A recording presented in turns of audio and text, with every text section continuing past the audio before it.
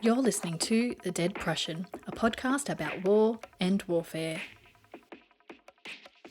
Whether you call it the Kokoda Track or the Kokoda Trail, I don't really mind. But the battle honour says Kokoda Trail. If you don't know what I'm talking about a little spot in Papua New Guinea where the Australian Army and the Japanese Imperial Army had a bit of a stoush. Now, my grandfather was there fighting on that track, and I was in Kokoda Company when I went through the military college. So I know just enough about Kokoda to be dangerous and give you some pretty opinionated facts. G'day listeners, how are you going? It's Mick here. Hopefully you are enjoying our current season of the Dead Prussian podcast. Make sure you're also expressing that joy at listening by going to iTunes, subscribing, and providing a review. You can also do me a big favour by helping out our new show, War for Idiots, where myself and my co-host, Rich, who is an undeniable idiot, discuss things of a lowbrow nature. Still history, just done poorly. Now, my guest today is here to talk about Kokoda. And when I say he's here, I've actually come to visit them. So it's a bit cheeky. Now, Karl James is a senior historian in the military history section of the Australian War Memorial. He has worked here since 2006.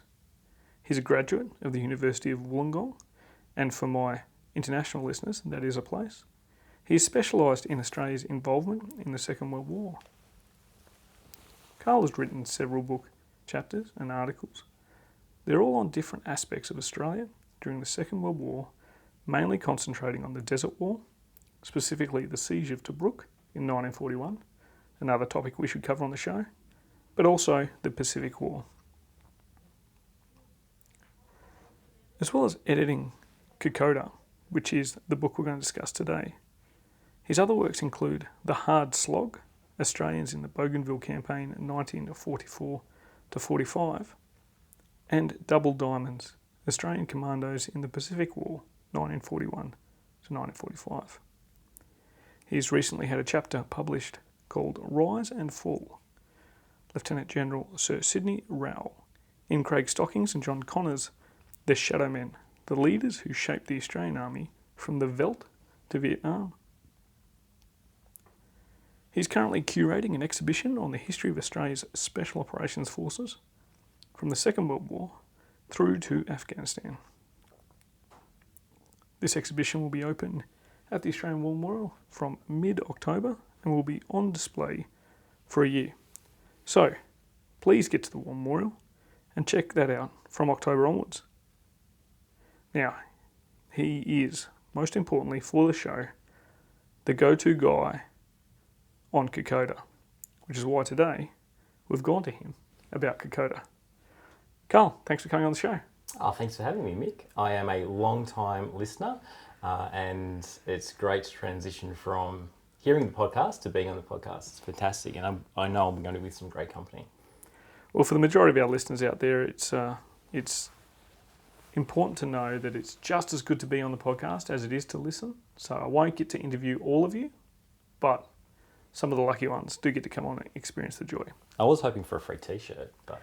Well, the T-shirts are quite expensive, so I'm not going to give out free T-shirts just yet. Although, listeners, that's a good point. Please buy our merchandise. It's expensive, but it's expensive for a reason. And it's that's high because quality I want T-shirt. your money. Yeah, I've been told they're high quality. I won't tell anyone about where I source them from. But Karl, before we get down into the weeds, or jungles rather, of Kokoda, see what I did there? It's very clever. Are you able to tell our listeners a little bit about what got you interested in history as a profession, and in particularly the Australian history of the Second World War? Oh, history has always been my love and my passion, and my family's interest and my family's passion. So for me, I grew up in a household reading. My dad's a teacher. My grandparents served in the Second World War. Relatives who served in the First World War. My uncle's in Vietnam. So I grew up in a family and environment where there were always books about Australian history, always books about military history, particularly my grandparents' place. It was just full of books about World War II, Second World War. I would watch John Wayne movies, Hogan's Heroes. So I pretty much grew up in that diet of the Second World War. And for me, the Second World War has always been my main area of interest, my main area of study. every conversation with my grandparents it always went back to the war, either pre-war or post-war, and it was really the defining moment in their lives, and also for that generation. And they're quite different experiences. So my grandfather was from Wollongong. He served in a local militia battalion, and then was called up for the army, served in the local militia battalion, then worked for BHP making Owen gun gauges. Yep. His brother served in the Air Force in Moritai in the Netherlands East Indies. Another brother served in Europe with 460 Squadron, so Lancaster Heavy Bomber Squadron.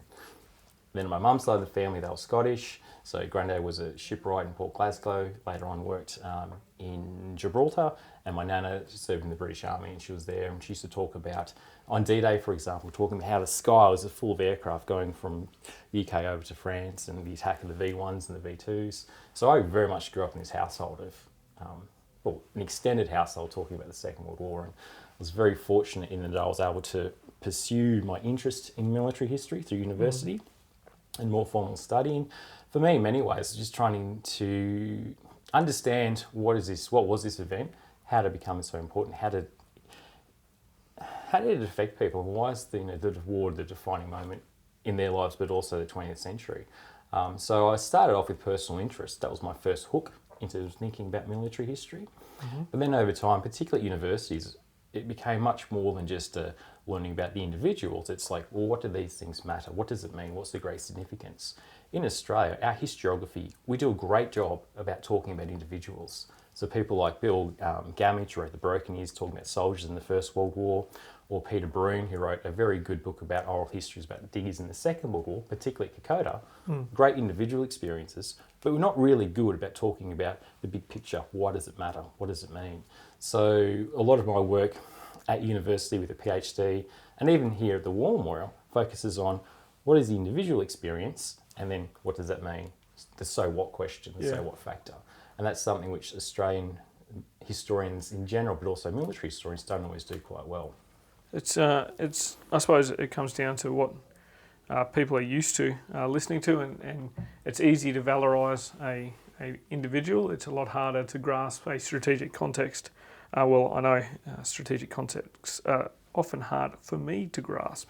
I'm probably just a little bit thicker than the average listener, but that's why I've got the microphone. Now, you've recently edited a book. I mentioned it before, Kokoda, Beyond the Legend. Are you able to give us a quick once-over lightly about this book? So Kokoda is one of those stories that people, I think they know. They're familiar with the name. It was a very difficult campaign for Fort and Stanley's, and from July through to November 1942. It's deceptively simple. You have these great images of soldiers in the mud fighting against the Japanese. But really, while people are aware of the name and probably the collateral of Kokoda, they may have trekked the Kokoda Trail at some point, a lot of people don't ask a lot of new questions about the campaign, about its conduct, what does it mean, what were the sort of strengths or the weaknesses of, say, the Australian or the Japanese commanders. But more importantly, when we talk about Kokoda, we tend to talk about it in isolation to the wider events of the Pacific War, or even the bigger events of the Second World War or World War II. So what we've done with the book is we start at the very top, thinking about 1942, what's happening in this truly global conflict. The Second World War was fought in North Africa, the Mediterranean, the Pacific, all the way up to the Aleutian Islands. It was a global conflict. It's huge. We've never had anything like it. So we start big picture with Sir Anthony Beevor, thinking about the events of 1942, and then really, as the book progresses in the first third, is to drill down to our region. Yep. So big picture of 1942, then looking at the Australian and American campaigns in the Pacific, so things such as Coral Sea, the Battle of Coral Sea, Guadalcanal, because Guadalcanal and Kokoda are really twinned. Most people don't realise just how important the conduct of the war in Guadalcanal was to Kokoda and how they are connected. And then we draw down to getting our boots muddy along the Kokoda Trail, looking at the conduct of the campaign from the Australian and Japanese perspectives, and then looking at some of the other bigger questions of what does Kokoda mean. And in many ways, the point of the book is really why is Kokoda and how has it become one of those central experiences of Australia in the Second World War, and why is Kokoda, why does it have a greater resonance than many of our other campaigns that we fought? It's really interesting to see the lineup of authors that you mentioned as well. to discuss the scope that you do within the book, you had to go quite far. So there's some people on here that have been guests on the show already, and I'll just assume that's how you decided to invite them to get published within this work. Otherwise, if it's anything else, I might lose some confidence in the impact of the depression. But the wider context of Kokoda, as you said, it's not something that's often understood or discussed. I mean, we've got movies like, I think it was called Kokoda, and there's a lot of talk about the valiant, the CMF forces, which was, a modern day term for could be used would be reservists, who were not allowed to be employed outside of Australian sovereign territory. But people sort of learn from these movies. Are you able to tell us a little bit more about Kokoda and why it's such a prevalent narrative in the Australian history? There's really two big answers to this, and part of the reason why Kokoda has endured is because it has become very closely aligned with Australian sort of values, Australian sense of Australian national identity, and Australian characteristics. So we have very powerful images of from Damien Perez's film Kokoda Frontline. We have the footage of soldiers going through the mountains, through the constant rain, trying to climb through shin-deep mud up this impressive track. So the Kokoda Trail itself, 96 kilometres long, runs from Alva's Corner on the southern side of the Allen Stanley Range, across the mountains to Papua on the north coast. Just constant mountain ranges. One soldier described it as basically as hills and yet more hills. So you have the physicality of it. That is something quite important. You have this sense of a strong sense of an Australianness of the campaign. Unlike other battles, say Tobruk in 1941 or Gallipoli in 1915, Australia, the fighting along the Kokoda Trail was fought on Australian territory, because Papua was an Australian territory at the time. Conducted by Australian soldiers, fought by Australian soldiers, conducted by Australian officers. Many soldiers at the time thought they were trying to stop a Japanese invasion of the Australian mainland. So there's a very strong sense of Australianness to it. You have the physicality of the campaign, and what you see in the combination of the two are this sense of courage, mateship, endurance, sacrifice. These characteristics have become very closely associated with our sense of national identity. I think that's part of the reason why Kokoda has endured. So it's a combination of values, and it's also the physicality of the place, the iconography, the imagery. You can get to Kokoda now, you can trek it. It's much harder to walk along the Black Cat track, say, around Salamala or other areas of New Guinea. You can't get to it, whereas Kokoda you can. And I think that has helped why the story lasts. Now, I'm not saying we won Kokoda, we won in Papua because of our national characteristics. I mean, that's just nonsense. But it's it's the characteristics that people have taken from the campaign itself. And that's why part of the reason why I think Kokoda is deceptively simple. You will see the imagery, you know the name, people walk along the Kokoda Trail, but it doesn't mean there's a great awareness of the conduct of the campaign, how it was fought, why the Australians won, why the Japanese lost, or even what it means and how does it relate to the broader story of the war in the Pacific. And for a lot of people, especially in Australia, you talked about the myth of Japan invading Australia and Kokoda being part of their plans. It's not common knowledge that it was actually part of an isolation campaign to isolate Australia, not necessarily invade Australia. I guess this is why it's important that people put books like yourselves out that highlights that it fit into a wider campaign, that Kokoda is not an isolated incident. Whereas the other one that's quite often in Australian history discussed, is probably our most well-known, it's where we get a strong part of our national identity, is the Gallipoli campaign. A lot of Australians don't understand why that was fought, but that was a very different sort of context, and they're often compared to each other. So talking about wider campaigns, this campaign was part of the much wider campaign that was being fought between the Allies, primarily the United States and Australia, as allies, not fighting each other unless you're in Brisbane at the time. If you don't know that, maybe I'll have to do an episode on that. I'll probably sling that one to War for Idiots. It's probably a better topic for that show. But the allies of US and Australia are fighting the Japanese in the Pacific. Are you able to discuss how Kokoda fit into the Pacific campaign itself? In many ways, Kokoda is really the fringe of a fringe campaign that's being fought in the Pacific. Kokoda is very strong very important to Australia. So if we go back, cast our minds back 75 years to 1942, it's really the darkest time for the Allies. Yep. The Japanese are smashing through Southeast Asia and the Pacific. The Philippines have fallen. The Netherlands, East Indies, so Indonesia has been occupied. The Japanese taken Rabaul. And they are looking to isolate Australia and to cut us off from the United States. And this is why the Japanese want Port Moresby. It's really part of that isolationist approach. Yeah. The Japanese are unable to take Port Moresby by sea with the defeat at Coral Sea and then later at Midway. Hence, they embark upon this overland campaign across the Owen Stanley. It's ridiculously ambitious, slightly naive in many ways. And then we have the evolution of the fighting along the Kokoda Trail. So it's important for us in the conduct of the war in the Southwest Pacific, because this is where we're thinking and where we're fighting. And then from the second part of September, as the Australians go back across the mountains and have these which lead to these horrific battles of Boonagona and Sanananda at the end of 1942 around Papua. And then from there into 1943, the Allies conduct this major series of operations in New Guinea. So Kokoda is key to 1942 in our part of the war, if you're thinking about Papua.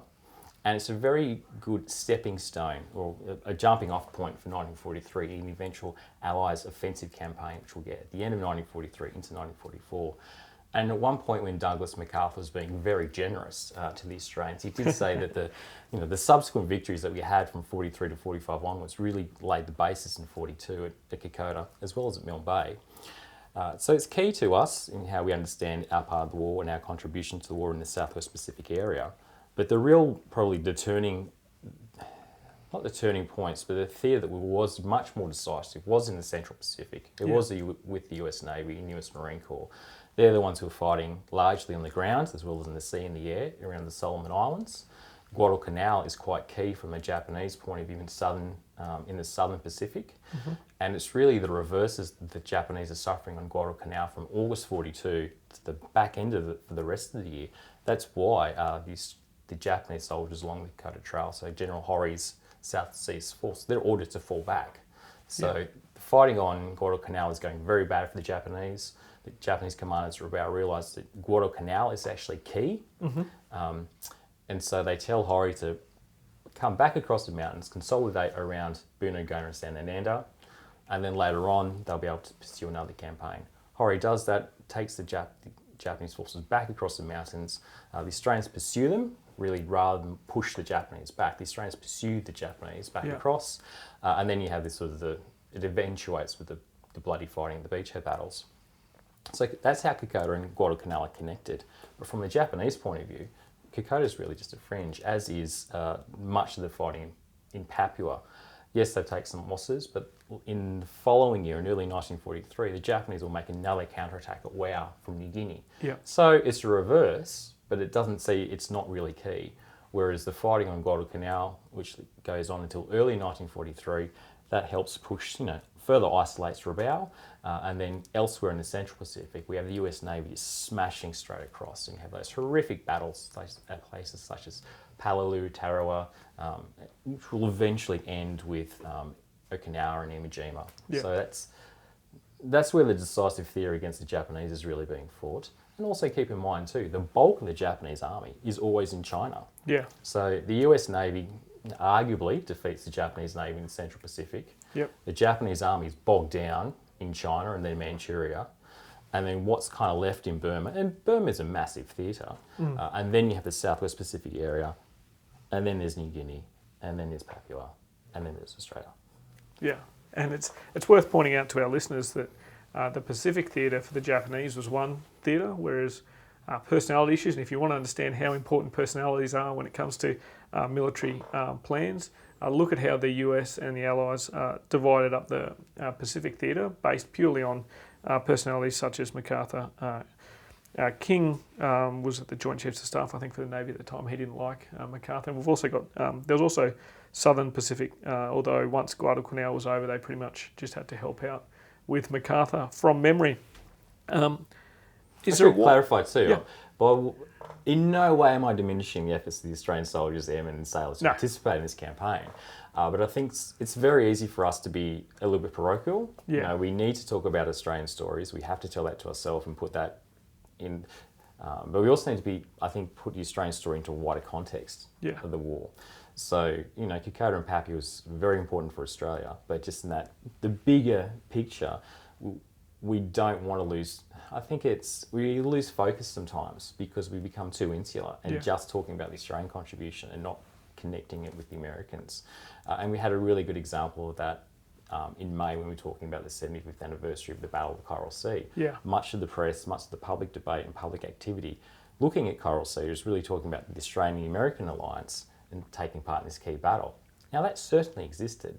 We had 2 cruisers amongst a much larger fleet at Coral Sea, and anyone reading a lot of the Australian press reports would just think, oh, the Australians were there as well as the Americans. But really, it was the American fleet with a contribution to the Australian Navy. So it doesn't diminish what we do, but I think sometimes it's easy for Australians to lose the context. I guess it's important for us to understand the context. Gallipoli is another one where, you know, our casualties paled in comparison to some of the other nations that were on the Dardanelles campaign, particularly the British, but that doesn't make it less important to our national identity within the context of the wider war itself.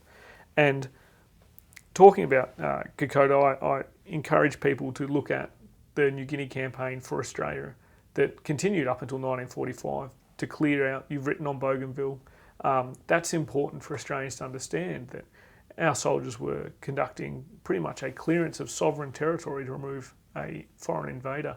So when you go back and you look at the history of the Pacific War, if you focus on just the strategic context and you wonder where Australia fit in it, also look at what was important to Australia as well. And I guess for listeners, it's important to understand the broader context, the national context, and then sometimes every now and then for a good read an individual history of a soldier or two. However, I wouldn't recommend a certain ex-rugby player's books because I know if I do, most of my friends will throw them at me. I own one book that he's written and it's about a boxer, so no one throw a book at me. Now, the wider relevance, besides the context we've discussed, that Kokoda has for Australians studying war. Why should we study Kokoda? We've talked about how the context is important, but is it about breaking down myths like the same way that people should study Gallipoli? Is it about understanding our neighbours? What does reading your book on Kokoda bring to the student of history or the casual dead Prussian listener? Oh, I don't think any of your listeners are casual. I think the biggest thing with this book about Kokoda is all of the above. So it puts, and it's not just about, we have Kokoda in the title because you want to make it sexy, you want to sell units. But really the book is about the Pacific War in 1942. Yeah. So much of what we do with the volume, it is to talk about the wider context of 1942 and then to draw out, I think the things which you published quite well have been, what does Kokoda matter? So looking at the connection between an event and like the actual event and the historic event and national identity. Yeah. Because it helps explain why some events and activities are remembered or commemorated more than others, such as the Australian campaign of Kokoda, the imagery. Why is Kokoda a stronger story than, say, the Battle of Milne Bay? Yeah. Milne Bay was the first decisive defeat of a Japanese amphibious landing. Yeah. But Milne Bay doesn't get the same run as Kokoda. From a more specific military point of view, the study of the fighting in 1942, the High Command, is really quite interesting because what we do with this volume, particularly my colleague Pete Dean, he talks about that relationship between the Australian and American commanders. So how the equivalent of the corps commanders and divisional commanders, so people like Herring from the Australian point of view, and Eichelberger from the American perspective, as well as divisional commanders, individual divisional commanders, how they work, the sense of this interoperability, or as was the case in 1942, how it didn't really exist. Much of it came down to individual personal relationships of senior officers. So you have very interesting studies in command, how we work with the Allies and how we don't. Likewise, too, from a tactical point of view, Rowan Tracy has written quite a lot about the conduct of Australian commanders along the Kokoda Trail. So people such as Brigadier Potts, who commanded 21 Brigade or Maroubra Force. Potts is sacked during the conduct of the campaign. Yeah. People often will just blame or attribute his dismissal to General Sir Thomas Blamey. Blamey, people love to have a go at Blamey. He's like a little bit like Haig in that he's a controversial figure and it's very easy to put the boot in. Yeah. Rowan Tracy, though, looks at Potts' command from a brigade point of view, and Tracy's a lieutenant colonel, so he knows what he's talking about when he's providing that military assessment. Yeah. So you're looking at what makes these commanders tick, what assets did they have, what did they fail, what did they succeed. Yeah. Likewise, too, we look from the Japanese perspective with Haruki's chapter looking at the interpersonal relationships of the Japanese commanders. Far too often when we talk about the Japanese, they're just the Japanese. Yeah. We'll talk about Hori, the senior commander on the ground, the commander of the South Seas Force. But we have this, with Haruki's chapter, we're really looking at the division and battalion commanders as well.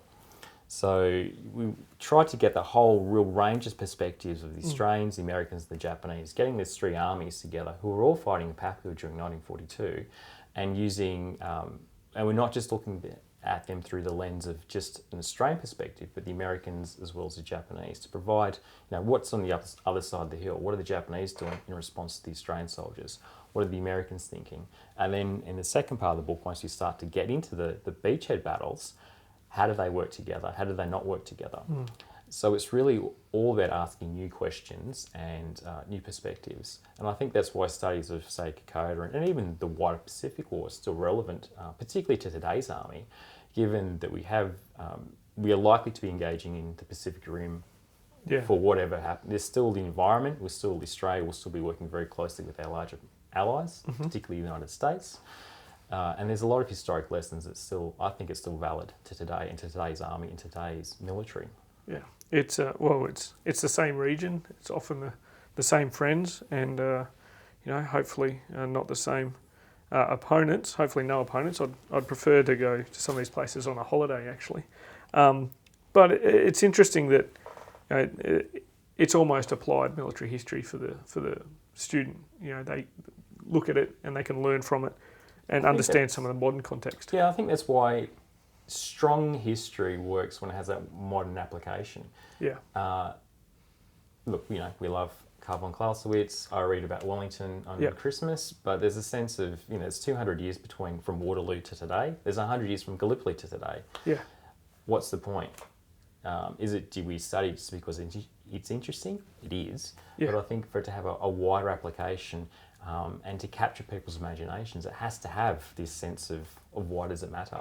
Yeah. And we as historians and people working in this community, such as yourself, we're having this great public debate and this discussion.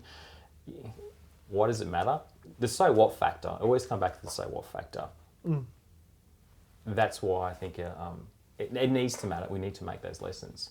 Because otherwise we're just talking to ourselves, or really we're just talking about Grandad who was in the war. Yeah.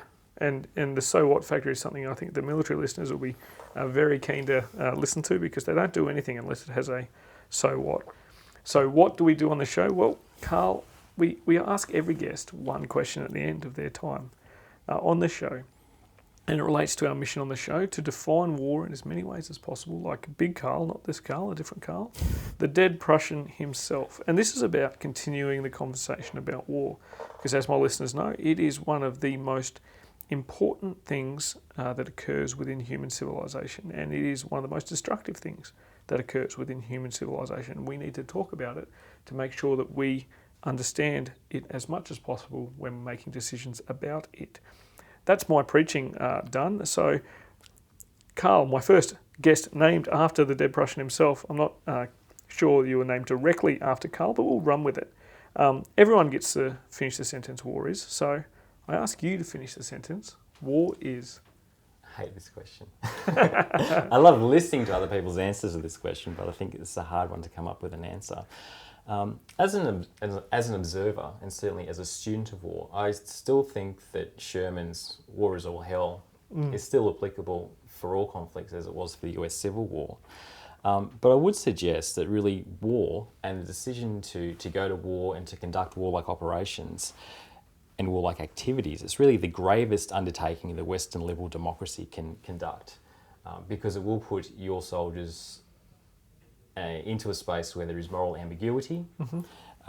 There will be unintended consequences, and it is a decision that should not be made lightly. It's a very good answer. Probably not tweet length, but definitely tweet worthy. So we might do one of those special screenshots. Although the truth is, I've never, in the entire time doing the Dead Prussian, tweeted a guest's definition of war is. I've really got to go back through the catalogue and do that. So if you want to be an assistant producer on the Dead Prussian and just go through and listen to old episodes, please give us a call. My phone number is unavailable. Now, Karl, thanks very much for coming on the show. It's great that you've written a book that is more than just the how do I say this without sounding like I'm insulting previous authors? It is a book that is not just about the legend. In fact, it's Kokoda, Beyond the Legend, as per the title. You can find this, listeners, online at any good reputable bookstore. We did have a chat about Book Depository before, because in Australia you get free postage if you go through those. Please jump on Twitter, follow Karl at Karl James _1945. I'm pretty sure that's because of the war, not because of his birthday. If it's because of his birthday, he's doing extremely well. But Karl, thanks very much for coming on the show. Thanks for having me. And listeners, please make sure you check out War for Idiots. It's a lowbrow version of this. It's where I get to be funny and my co-host Rich tries to be funny. It's a shorter, briefer look at history and mostly just two guys talking a whole heap of rubbish. But until next time, listeners, grab a book and crack on. Join the conversation with us on Twitter at Dead Prussian Pod, on Facebook at the Dead Prussian page, or on our website www.thedeadprussian.com. All show notes for this episode, as well as copyright information, can be found on the website. The Dead Prussian podcast is written, produced and hosted by Mick Cook. It is co-produced by Amanda Levito. The music used throughout is Caught in the Beat by Broke for Free and is used under a Creative Commons Attribution license. All opinions expressed by individuals on the podcast are those of the individual and not necessarily representative of any other organisation.